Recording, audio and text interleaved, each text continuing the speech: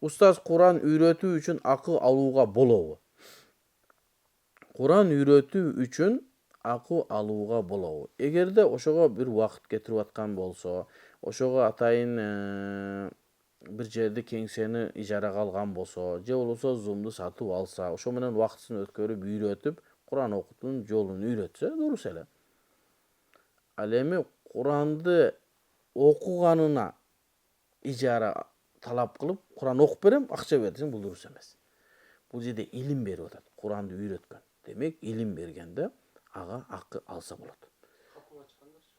Хатымга чыккандар дагы соодалашпастан. Мисалы үчүн Рамазан келет, азыр Рамазанга барганда карыларыбыздын сезону башталат. Ал сезондо бир жерге барып, Куранда ошол 10 күндө, 5 күндө, 3 күндө хатым кылып беришет. Эми ошону карылар менен соодалашсаң арам болот. Андай сен бизге 5 күндө бүтүрүп бер, 30 миң беребиз. Жок, 30 миң болбой, 40 миң болот десеңиз арам болот.